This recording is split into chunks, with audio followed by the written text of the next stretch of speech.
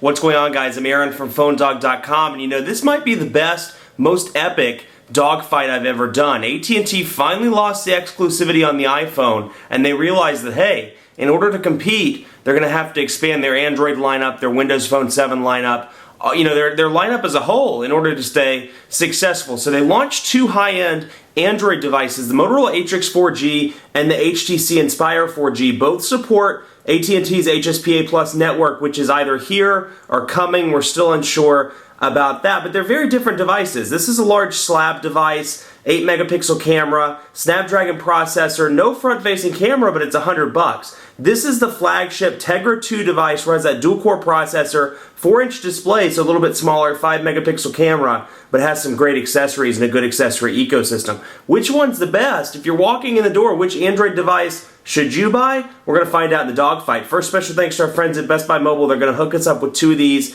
and two of these so we can give them away to you in the One Paw Bandit game. So, you know, I walk into Best Buy Mobile, you walk out working. So you get this device, you get this device. They're going to help you set up your stuff, email, web, all of that stuff. Enough of that. Let's get into the dogfight, see which one of these is the best. The browsers on both of these devices, honestly, are incredibly fast. We'll take a look at both of them, but I've been very happy with pinch to zoom, even though, you know, Snapdragon here, dual core here, but we can take a look at PhoneDog. Let me get that sucker out of swipe because it's not my cup of tea. Not to say it's bad, but let's see, PhoneDog.com. We'll go to that, and then we'll go to up here, and we'll see what it looks like, PhoneDog.com. Now, again, you know, I happen to be a fan of the screen real estate. You lose the resolution. It's not as high resolution on the Inspire 4G as it is on the Atrix 4G, but you do get that bigger display, which makes it great when you're browsing web pages. So it's a trade-off if you want the higher res display or if you want the larger display. So we'll see here. This is loading up right now, and that's loading up. So you can see the page isn't fully loaded, so we'll wait for it to load. And this is one place where, at least in the pinch to zoom, if I remember right, I think the Atrix 4G runs a little bit faster than the, no, I didn't mean to do that. Runs a little bit faster than the Inspire 4G, but we'll take a look to be sure. Okay, so the page is fully loaded over here, and you can see flashes running in the background. You see the ads moving around, and little Sprint commercials, or Sprint ads rather, moving around. But pinch to zoom seems to be fast, and that's something I've always criticized Android for because it's never as fluid, or hasn't been as fluid to date, as the iPhone 4G. So you can take a look here and see that they've made some significant improvements. It's not blazing fast by any means, but there's little to no lag. Double tap works well. You can scroll over, scroll up, scroll down without any issues. I mean, to me, that's very quick, and it's, you know, an improvement over past devices. Now, here's what it looks like on the Inspire 4G, and you can see also very quick. It's just a smidge slower than the smidge slower than the Motorola Atrix 4G, but still nothing to scoff at. Double tap, whoops. Double tap out, double tap in, down, around. You get the idea. Very quick on both of these devices. Bam, bam, bam, bam. So, very good there. And, you know, you have the typical browser options. You can add the bookmarks. I'm not going to go into this too much, but you can add the bookmarks. You can open up new windows and run several browser windows if you want to, and then you can flip back and forth between them. I mean, I'll show you, for example, Windows looks a little bit different. So, now we have the second one open. Shows the picture, so I can scroll back and forth, where on this one it lists them out just in text form only. So, you know, a little graphic change, but nothing major. And like I said, you know, the build quality of these devices are very different depending on what you prefer. And, you know, again, you're probably looking at these, if you're looking at both of these devices and you're watching this video, you're probably looking at power and less of, you know, the design less of a factor as opposed to the processor, the screen, you know, the other actual hardware specifications. But just to take a look, the Atrix 4G is smaller, but it's a little bit thicker, and it's complete plastic build quality, like I said a second ago. You know, the camera, or I mean the battery door, plasticky, and you know, snaps on and off in a very plasticky manner. On the top, you have your 3.5 millimeter headphone jack, power button, which doubles up as a biometric lock. That's a cool feature. We'll talk about that in a few minutes. But HDMI port on the side, micro USB charging port, and then your 4 capacitive buttons on the bottom, menu, home, back, and search, along with the front-facing camera. Volume rocker on the right. Now, again, very plasticky. Now you have something like the HTC Inspire 4G, which is absolutely beautiful. It's basically the Desire HD from Europe rebranded on AT&T and given it a new name. It's absolutely gorgeous. It's made out of this unibody metal construction, so it feels great. And you can see, I mean, there are some plastic elements here and here, but unibody metal, looks and feels great, and it has this kind of revised earpiece up here at the top. But look, you know, again, I'm, you know, personal stuff, I'm a fan of this design. You may be a fan of this design. It may, you know, maybe the weight thing for you. You may prefer a smaller device because this device is pretty big in the hand. But let's take a look really quickly here. And you can see SIM cards down here, SIM card slot, micro SD card down here. This easily slides right in. And you have your 3.5mm headphone jack, micro USB charging port here. Nothing on the right side. 8-megapixel camera with a dual LED flash if I don't drop it on the back. And then you have your battery door. Now this is one of those things that's frustrated a lot of people, and I think HTC's fixed it now in the devices they're shipping. But the initial devices, it's hard to remove the battery door. You pull it here where it looks like you're supposed to pull it. It's hard to open.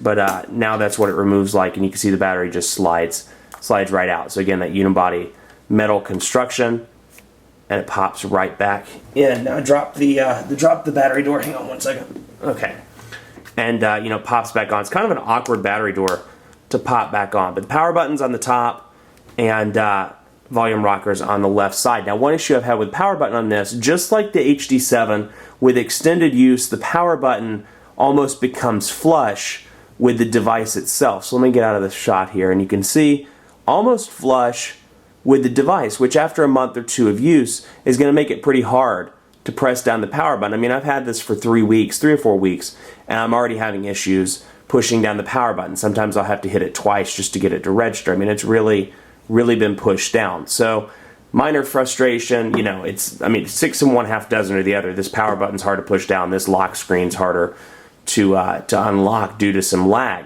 But, you know, the design, it's going to be personal preference. You have little minor things as well. You'll notice on the Atrix 4G, AT&T stays at the top of the device at all times, whereas on the Inspire 4G, when you bring it down like this, AT&T is up there, but it disappears after about 5 seconds. So if that's something that bothers you, it kind of frustrates me. I don't care to have AT&T up there, but it's not a deal breaker by any means, but it disappears. Now again, on HTC Sense 2.0, there's some minor changes. You'll notice, of course, the network identifier.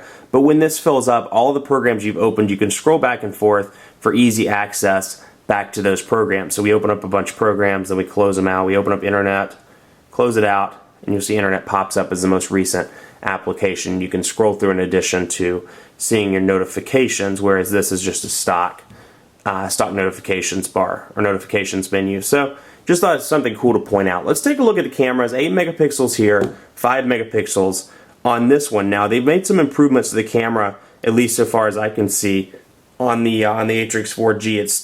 It's better in my opinion than the 8 megapixel options on the Moto Droid X and the Droid 2, etc. But still not as good as the iPhone 4 and devices like the Evo 4G and the Inspire 4G, which just kind of ruined the Dogfight test in terms of camera. But press and hold the button to zoom in, let go, and it'll take the picture. Let go and zoom in. Let's see. Actually, let's go out a little bit, and you can see pretty good picture quality. And you have a lot of effects here: scenes, effects, flash. You can change the picture up. It's pretty cool. And here is, let's go into there, and that's what it looks like. So I mean, very clear. A little bit not so clear when you zoom in, but pretty clear there. And if you want to see the HD capabilities of both of these devices when it comes to video recording, check it out on the site. I've done video samples on both of these devices. So certainly good. Does not have a physical camera button, which, you know, kind of irks me a little bit. But the Inspire doesn't either. But same. Ooh, that's zoomed in. Let's see here. Back out. And go into the camera application. And then, oh no, it wasn't zoomed in. I'm sorry, I'm just an idiot. Click on that, you can see it's auto zooming. Bring it back, zooms in, snaps a picture. And then from there you can share it, you can throw it in the trash, and then all of your editing options are over here. So we'll bring it up, auto zoom. So again, this one doesn't have a physical camera button either. I just think the camera quality is a little bit better on this one as opposed to the Atrix. That said, I mean, they made some significant improvements. Let's take a look at Quadrant standard scores. This is one place where it blows the Inspire out of the water. I don't want to spoil it any more than that. Let's go into Quadrant standard. Bam, bam. And you know, honestly, on both of these devices, call quality's been very good. No dropped calls for the most part. I've had some areas in Charlotte. You know, I take it to an AT&T dead zone. Can't talk today. Whenever I do these tests or these dogfights, and I haven't had an issue. The calls have been very choppy through the dead zones, but I haven't dropped calls.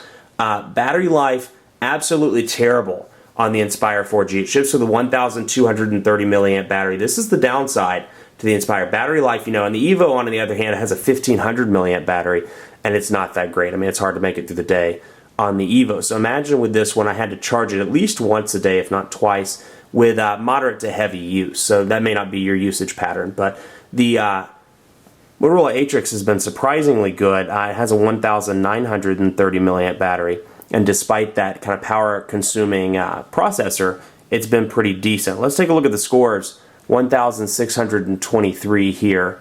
So we'll wait for the Atrix. While we're waiting, you know, and the downside here is it's a unibody construction, so unless they make a battery within the same size, you can't really expand it out for an extended battery. 1,623 here on this one. Let's see, sending the results. 1,568, which is really odd. This kind of makes me think the Quadrant standard's kind of screwy. We may need to look at another one because I've gotten scores regularly between 2,600 and 2,800 on this device. Now that's more like it. 2,952, which falls in line with what I've been getting for the past 3 or 4 days that I've been testing it. 2,952. Here, 1,623 on the Inspire 4G. So at least in, you know, according to Quadrant standard, the Inspire, or the Atrix rather, blows the Inspire out of the water. Let's do a speed test really quickly before we sign off, and we'll jump into that speed test. Jump into speed test. We'll wait for those to load up and get the make sure GPS is turned on this device. All right, both are loaded up on the Charlotte test server. Let's take a look. I don't think either one of these are on HSPA Plus, but it's still good to get an idea of which one is faster, even if it's a minor thing. Let's see here. And the Inspire 4G comes in a little bit faster. Then now it's the Atrix 4G. Do you like my announcer voice? I think I'll get rid of that and just stay with the phone reviewing. Okay, 1,801 kilobits per second, 1,472 kilobits per second. Upload is a little bit faster on the Inspire 4G. Download is a little bit faster on the Atrix. Now these are totally dependent on network traffic, on what's going on. Very random, so don't take these with a grain of salt. But that shows you a little bit of what they're like. Now it's time to declare the winner, and I'm declaring it by a really narrow margin because both of these are really good devices. I mean, that said, I can only declare it to one, and by narrow margin, I give it to the Inspire 4G. I have to give it to this one for a couple of reasons. One, the price point is exceptional. $100 is, I mean, great device for $100. You look at that, you know, in comparison to something like the Click 2 on T-Mobile. It falls right in that mid-range. You know, the EvoShift 4G on Sprint's about $50 more. Great device for $100. You really can't beat it. That, I think the device, even though this one comes in with Quadrant standard scores to be higher, there, you know, in terms of day-to-day use, you're not going to notice a difference between Sense and, between the two devices. And honestly, I think MOTOBLUR slows this device down. I've been pretty disappointed with some of the lag things between both of these devices.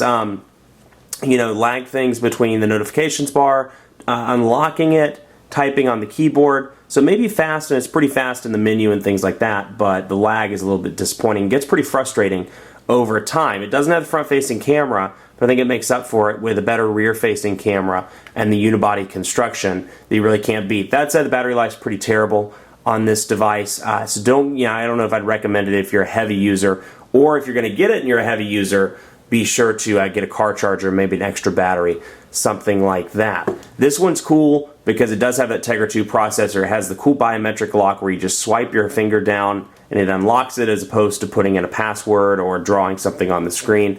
Pretty cool feature there. Of course, the Tegra processor and more, but still the lag is pretty annoying. Much more coverage to come on PhoneDog.com with both of these devices. We're going to do more tests. We're going to see which, continue to test HSPA Plus in the Charlotte area and additional areas take a look at that in comparison to LTE, 4G on T-Mobile, and WiMAX on Sprint, so be sure to keep it locked on the site for that. Follow us on Facebook as well, facebook.com/PhoneDog. We're starting up some giveaways in the coming weeks. Be sure to keep it locked on the Facebook page for that. Follow me on Twitter as well, PhoneDog_Aaron. You think the Atrix should have won, you think I'm awesome because I awarded it to the Inspire 4G, hey, let me know. PhoneDog_Aaron. Thanks so much for watching. We'll see you next time. Have a great weekend.